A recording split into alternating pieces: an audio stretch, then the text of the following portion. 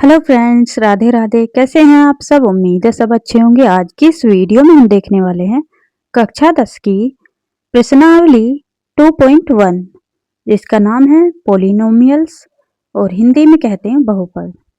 तो देखिएगा, सबसे पहले जानते हैं कि बहुपद कहते किसे हैं। तो बहुपद की परिभाषा प्रारंभिक बीजगणित में धन मीन्स प्लस और ऋण मीन्स माइनस। तो कोई भी प्लस माइनस के चिन्हों से मिलकर व्यंजक बनता है, उसी को हम बहुपद यानी पोलिनोमियल्स कहते हैं। जैसे लिखा हुआ है 3a + 2b - 5c। तो माइनस प्लस के चिन्हों से मिलकर बना कोई व्यंजक पोलिनोमियल्स कहलाता है। आते हैं अपने क्वेश्चंस पर। तो सबसे पहले जानेंगे हम पोलिनोमियल्स के बारे में विस्तार से। तो क्या क्या होता है पॉलिनोमियल्स में? सबसे पहले चर, थोड़ी सी धुंधली हो गई शायद वीडियो, मैं ठीक कर लेती हूँ। अचर और व्यंजक और बहुपद। तो जो हम लिख रहे हैं उसी के बारे में हम जानेंगे अपनी प्रश्नावली में। उसी से रिलेटेड हमारे चैप्टर 2 में क्वेश्चंस आएंगे। तो हमने लिख दिया चर, अचर, व्यंजक, बहुपद। अब ये चीज होती क्या है? चर क्या होता है, अचर क्या होता है, व्यंजक क्या होता है, बहुपद क्या होता है, इनके बारे में चर्चा करते हैं। तो चर जैसे x हो गया, y हो गया, z हो गया, कुछ भी अस्थाई, तो इनके मान तो बदलते रहते हैं। ये हो गए हमारे चर। x की वैल्यू कुछ और मिल जाएगी देखने को, y की कुछ और मिल जाएगी, हर क्वेश्चन में बदल सकते हैं। अचर, अचर मीन्स फिक्स वैल्यू, कोई भी हमें फिक्स वैल्यू दी जाएगी, 3 4 2 कुछ भी हो, फिक्स वैल्यू दी जाएगी तो वही अचर होगा। लिख भी दिया मैंने फिक्स वैल्यू, ठीक है। अब व्यंजक क्या होगा? व्यंजक का मतलब चर और अचर का गुणा। तो चर पद और अचर का हम मल्टीप्लाई करेंगे तो हमारा व्यंजक आ जाएगा। कैसे? जैसे 5 की मल्टीप्लाई x से कर दें, 3 की मल्टीप्लाई y से कर दें, 2 की z से कर दें, या 5 की y से, इनकी मल्टीप्लाई आपस में करेंगे हम तो हमारा व्यंजक तैयार हो जाएगा। तो कहने का मतलब चर और अचर की गुणा से हमें व्यंजक प्राप्त होता है। तो हमने लिख के भी दिखा दिया आपको ऐसे। तो यहाँ तक तो आपकी समझ में आ गया होगा।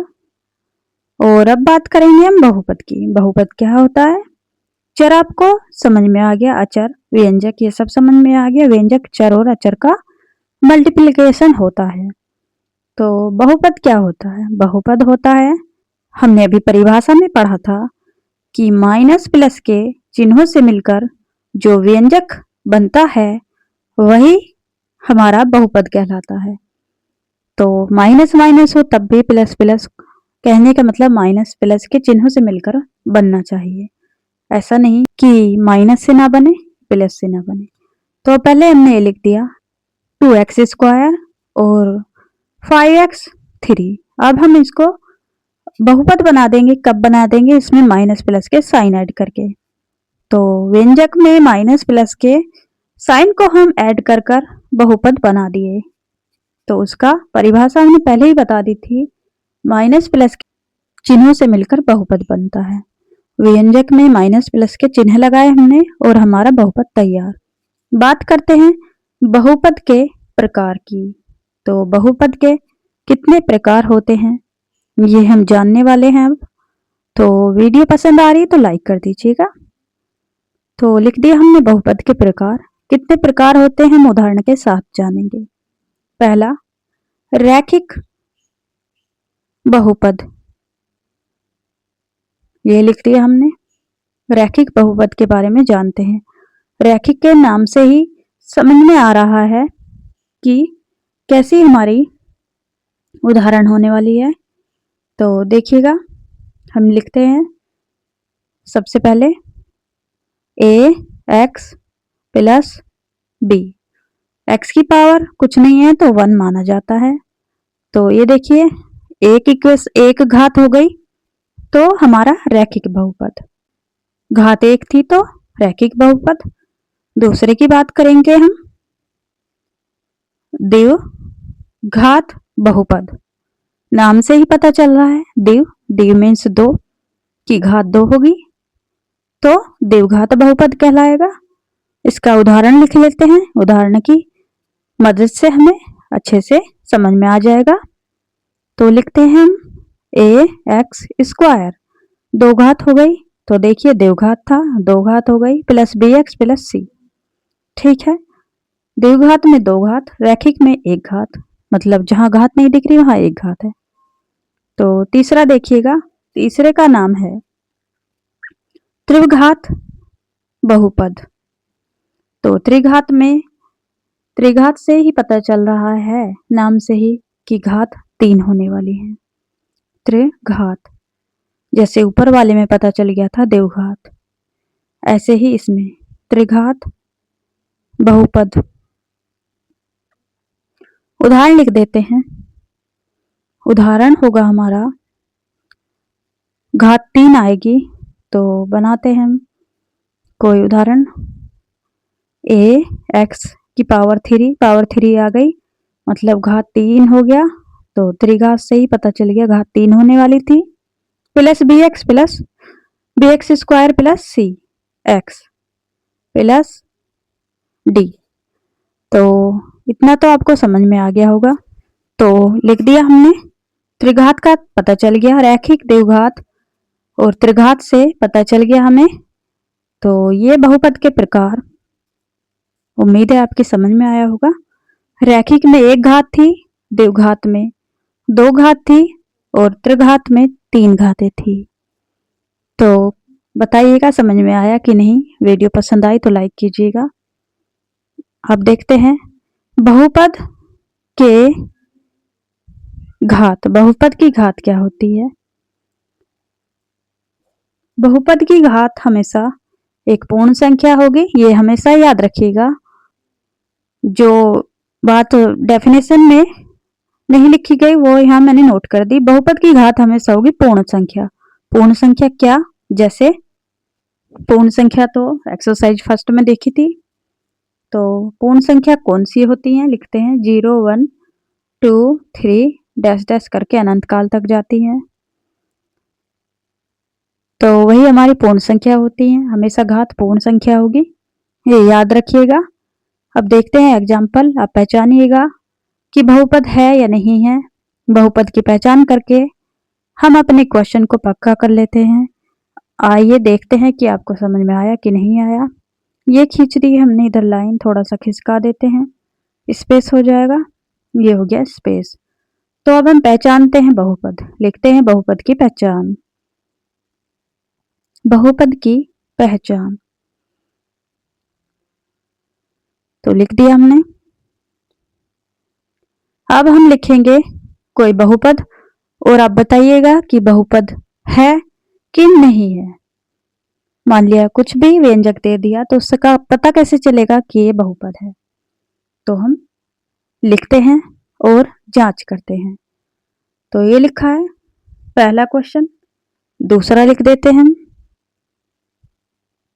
दूसरा एक्स स्क्वायर माइनस की वैल्यू ऊपर घात में प्लस 9x प्लस 3। नंबर एक, नंबर दो। तो देखिएगा मैंने अभी लिखा बहुपद की घात हमेशा कैसी होगी? पूर्ण संख्या। पूर्ण संख्या मीन्स माइनस में वैल्यू नहीं होगी। तो घात दे रखी जिसकी पॉजिटिव, तो वो आंसर यस। इसकी नेगेटिव दे रखी घात तो नो, ये एक बहुपद नहीं है। घात हमेशा प्लस में होगी, पॉजिटिव संख्या।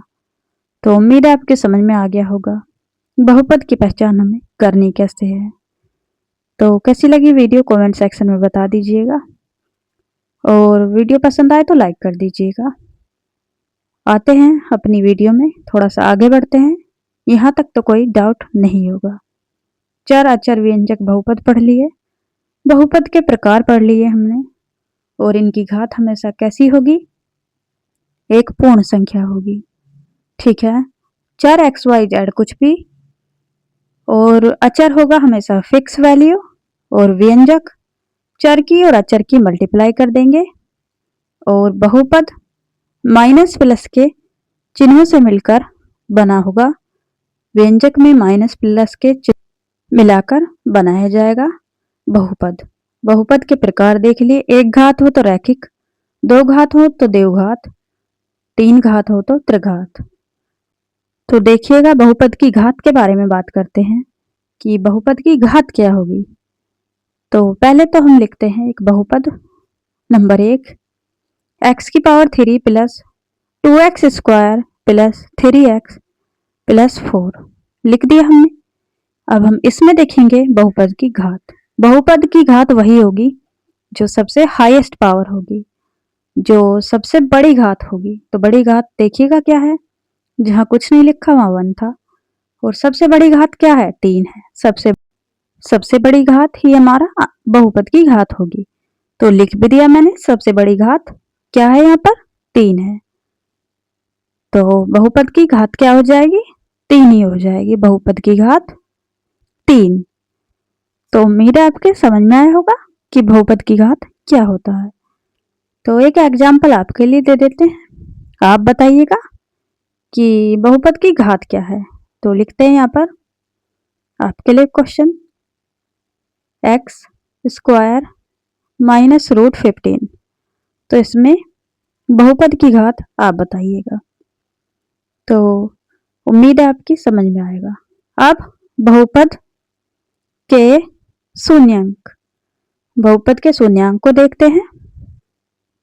ये थोड़ा थोड़ा सा मैंने पहले भी बताया था बहुपद के शून्यांक के बारे में, आपको याद आ जाएगा। तो लिख दिया हमने बहुपद के शून्यांक, पी एक्स ब्रैकेट में equal to x square minus 2x minus 8। अब इसको सोल्व करेंगे, x की वैल्यू निकालेंगे, x के शून्यांक निकालेंगे। तो देखिएगा कैसे करते हैं। 8 दिया हुआ, इसके ऐसे फैक्टर करने हैं कि घटाने पर या जोड़ने पर माइनस का 2 आ जाए। 4 2 जा 8। तो लिख दिया हमने। यहाँ पर लिखेंगे एक्स स्क्वायर, माइनस का साइन है, माइनस का साइन ही लिखेंगे। और ब्रैकेट में लिखेंगे हम 4, ये तो इतना लिख दिया हमने माइनस, ये क्या है 4 माइनस 2, 4 में से 2 जाएगा 2, एक्स था एक्स लिख दिया, माइनस 8 यहीं लिख देंगे, इसकी कोई जरूरत नहीं, इसको मैं रफ कर देती हूँ।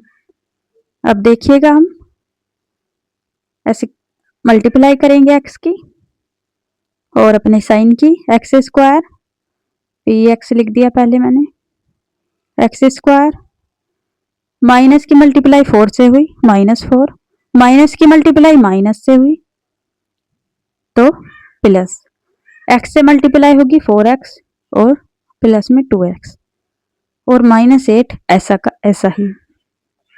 तो इतनी बात तो आपकी समझ में आ गई होगी। देख, तो अब कॉमन लेते हैं x, यहाँ दोनों तरफ x से x कॉमन ले लिया, एक x बच गया, x माइनस 4 आ जाएगा ब्रैकेट के अंदर। और दूसरी तरफ देखिएगा क्या कॉमन ले सकते हैं, प्लस का 2 कॉमन ले लिया हमने, x 2 का डिवाइड जाएगा 8 में तो 2 4 जा 8।